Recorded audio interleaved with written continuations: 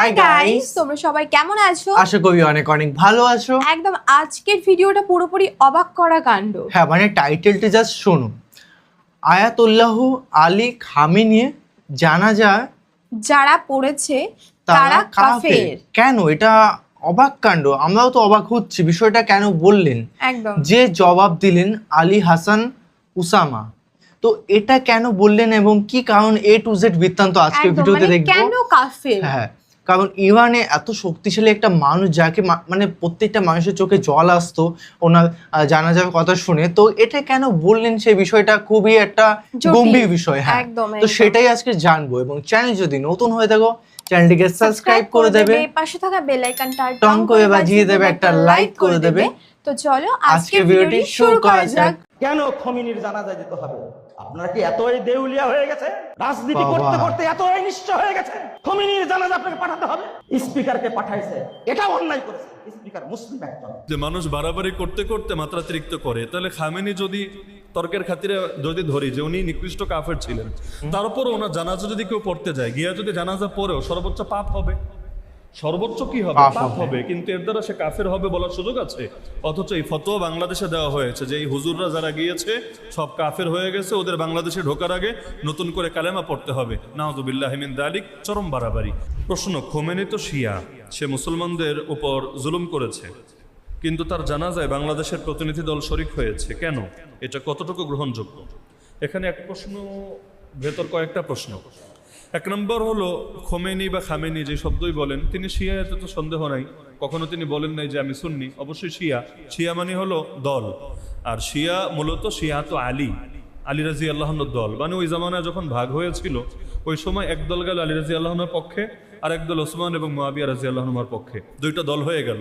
এই দলকে বলা হতো শিয়ানে আলী, আলীর দল, আর ওনারা ছিলেন আরেকটা দল। তো এখন তারা শিয়া সন্দেহ নাই, কিন্তু সব শিয়ার বিধান এক না, এটা মাথায় রাখবেন। সব শিয়ার বিধান এক না, শিয়ায় পার্থক্য আছে। যেমন সব সুন্নিও এক না, সুন্নিতেও পার্থক্য আছে। আপনারাও সুন্নি, আবার যারা সারা বছর মাজারে পড়ে থাকে, জিলাপি টিলাপি খায়, ওরাও সুন্নি, কিন্তু ওদের চোখে আপনারা আবার ওয়াহাবি, খারেজি এবং ভণ্ড। হয় না অনেক? মানে এক দলের মধ্যেও বহু দল থাকে। যেমন সুন্নিদের মধ্যেও কত মাযহাব আছে না? মাযহাব আছে, কত মাসলাক আছে, কত ধারা আছে। এমনকি একদল আর একদলের মুসলমান মনে করেন, এমনও বহু দল এক বাংলাদেশের মধ্যেও আছে, সুন্নিদের মধ্যেও আছে। তাহলে শিয়ারাও সবাই এক না। মজার একটা ব্যাপার, আমি নিজে ওই ভিডিওটা দেখেছি আরো বহু বছর আগে। ইরানের মধ্যেই উগ্রবাদী এমন অনেক শিয়া আছে, সংখ্যাটা 1-2 জন না, 1-200 না, 1-2 হাজার না, ওরাও সংখ্যায় অনেক, যারা খামেনিরাও মুরতাদ মনে করে, কাফের মনে করে। মানে ওরা এই লেভেলে শিয়া হয়ে গেছে, ওদের চোখে খামেনি নিজেও ও খাঁটি শিয়া না, ও হলো কাফের। তাহলে সব শিয়ার বিধান একরকম না, মাথায় রাখবে। শিয়াদের অনেক ভাগ, অনেক উপদল। কোন কোন উপদল নিকৃষ্ট কাফের, যাদেরকে মুসলমান মনে করার সুযোগই নেই। যেমন একদল শিয়ার বক্তব্য হলো যে জিবরিল আলাইহিস সালাম ওহিনী আসতে চেয়েছিলেন মূলত আলীর কাছে, নাউজুবিল্লাহ।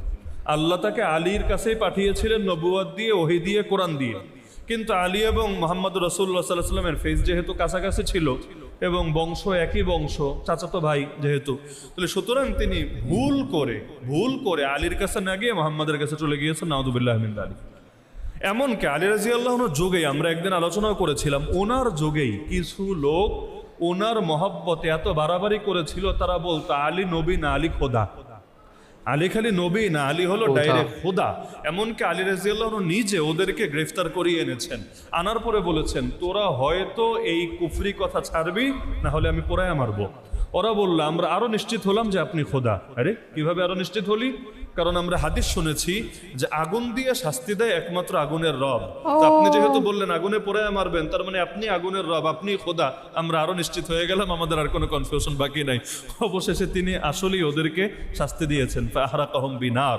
তাহলে এই বাড়াবাড়ি ওই জামানায় ছিল। তো শিয়াদের মধ্যে সব দল এক না। শিয়া মানে আলী রাদিয়াল্লাহু পক্ষের দল।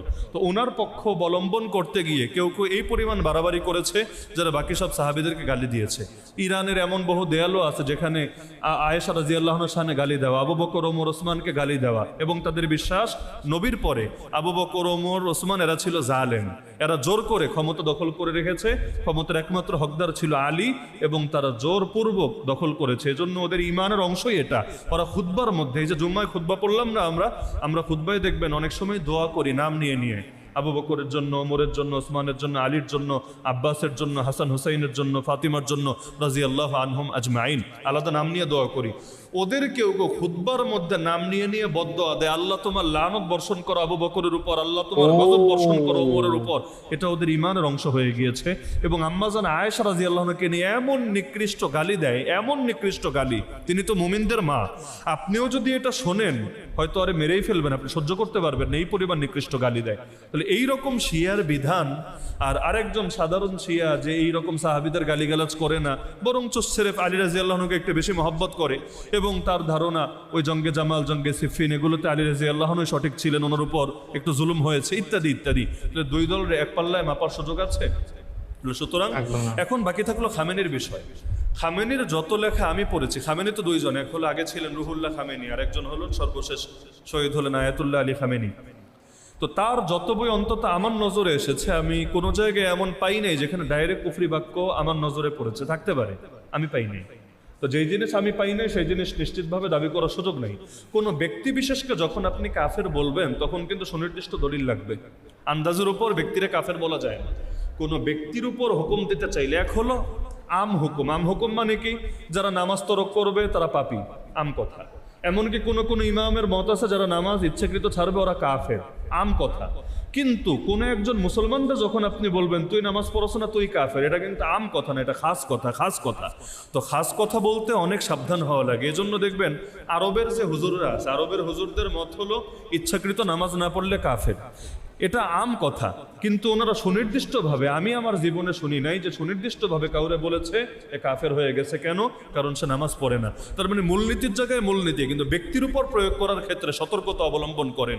তাহলে আপনি যদি বলেন যে খামেনি একজন নিকৃষ্ট কাফের ছিল, তাহলে সেই ক্ষেত্রে ওনার বক্তব্য থেকে, ওনার লেখা থেকে, অথবা ওনার যে কোনো, ওনার সঙ্গে ডাইরেক্ট সম্পৃক্ত যে কোনো বিষয় থেকে সুনির্দিষ্ট প্রমাণ দিতে হবে যেখানে কোনো ব্যাখ্যা চলবে না। এমন কুফরি কথা, এমন কুফরি আকিদা যেখানে কোনো ব্যাখ্যার সুযোগ নাই, তাহলে নিঃসন্দেহে আপনি বলতে পারেন খামেনি কাফের ছিল।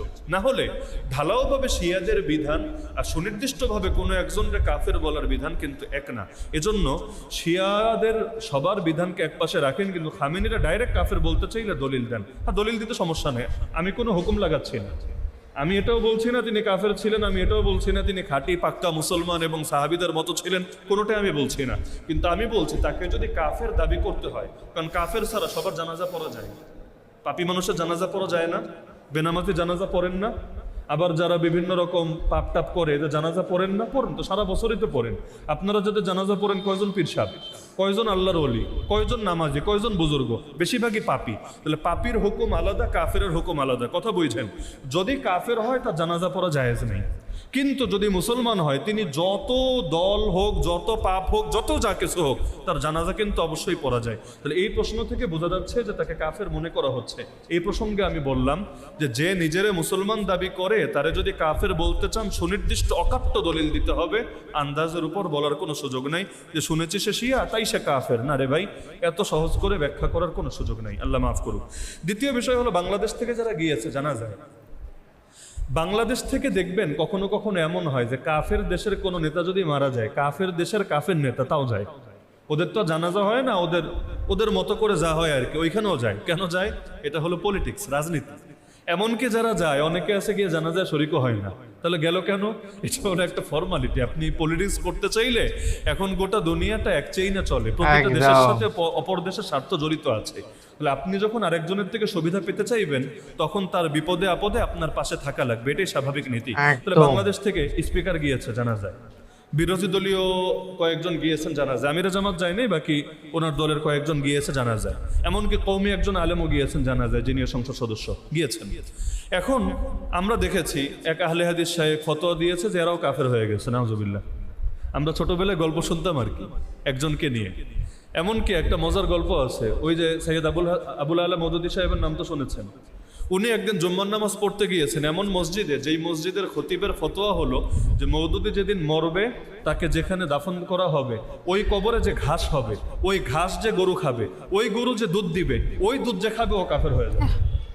মানে কোন পর্যায়ের চিন্তা করেন রাগটার উপর, যে মওদুদি মরার পর যেই কবরে তাকে দাফন দেওয়া হবে ওই কবরে যে ঘাস হবে, ওই ঘাস যে গরু খাবে, ওই গরু যে দুধ দিবে, ওই দুধ যে খাবে সেও কাফের হয়ে যাবে। উনি গিয়ে প্রথম কাতারে ওই ইমামের পেছনে নামাজ পড়েছেন, নামাজ শেষে হুজুরের কাছে দোয়া চাইতে গিয়েছেন, কেমন আছেন হুজুর, আমার জন্য একটু দোয়া কইরেন।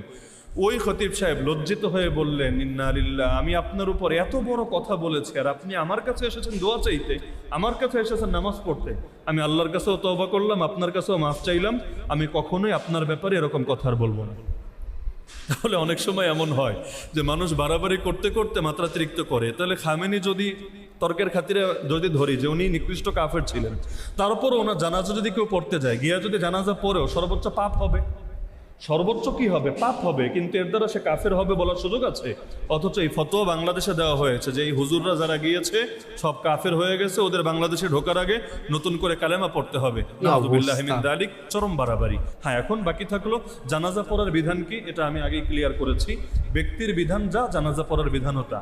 ব্যক্তি যদি কাফের হয় তার জানাজা নাজায়েজ, আর ব্যক্তি যদি কাফের না হয় কিন্তু আহলে সুন্নাত ওয়াল জামাত থেকে খারেজও হয়, তবুও তার জানাজা পড়া শর্ত সাপেক্ষে জায়েজ আছে, সবগুলোকে গুলায় ফেলা উচিত না। আর বাকি থাকলো তিনি মুসলমানদের উপর জুলুম করেছেন, হ্যাঁ এটা অবশ্য মানতে হবে। সিরিয়া এবং আরও কিছু দেশে ইরানের পক্ষাবলম্বীরা যে বিভিন্ন রকম বোমা হামলা চালিয়েছে এবং তাদের আক্রমণে যে অনেক সুন্নি মুসলমানরা ইরাকে, সিরিয়ায়, বিভিন্ন দেশে শহীদ হয়েছে, এটা নিঃসন্দেহে সত্য, অস্বীকার করার কোনো সুযোগ নাই। এর বিচার আল্লাহ করবেন। দুনিয়াতে আমাদের কাছে কোনো বিচার করার সুযোগ নেই, মালিক ইয়াউমিদ্দিন। তারা যদি জুলুম করে থাকেন, প্রতিটা জুলুমের বিচার আল্লাহ রাব্বুল আলামিন করবেন। কাফেরের উপরও জুলুম করা যায় না, মাথায় রাখেন। জুলুম কিন্তু কাফেরের উপরও করা যায় না। কাফেরের যেটা প্রাপ্য সেই আচরণ তার সাথে করা যায়, কিন্তু জুলুম কারো উপরই করা যায় না। তাহলে তারা যদি জুলুম করে থাকেন, এটা আল্লাহ রাব্বুল আলামিন এর বিচার করবেন ইনশাআল্লাহ। যে বিষয়টা কথাগুলো বললো সেটা কিন্তু আমরা যদি একটু ভাবি, অবশ্যই এটা ঠিক কথা। হুজুর প্রথম থেকে লাস্ট পর্যন্ত A to Z, মানে আমার কাছে পার্সোনাল ভাবে মনে হয় ঠিকই বলেছেন, তাই তো? একদম, একদম। মানে যতদূর আমার মনে হয়, এবং তোমাদের কমেন্টের আশা আছে, তোমরা অবশ্যই কমেন্টে জানাও যে হ্যাঁ, যে বিষয়টা, তোমাদের কাছে কোনটা সঠিক মনে হচ্ছে। তাহলে আমরা অবশ্যই কমেন্ট দেখে অনেক কিছু শিখতে পারবো বা বুঝতে পারবো।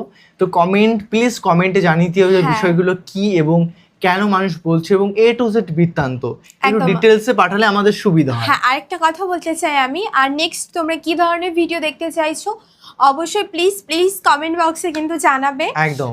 তোমাদের কমেন্ট আমরা প্রতিনিয়ত দেখি, আমাদের খুব বেশি ভালো লাগে যে তোমরা যে রিকোয়েস্ট গুলো করো আমরা মানে রাখতে পারি। সব থেকে বেস্ট লাগে যে প্রথম কমেন্ট করলাম, এটা প্রচুর ভালো লাগে। একদম। প্লিজ চেষ্টা করো প্রথম কমেন্ট করতে, আমাদের বেশ ভালো লাগে। একদম। তো চলো গাইস, নতুন একটা ফ্রেশ ভিডিওতে দেখা হবে। Bye bye, take care. Take care.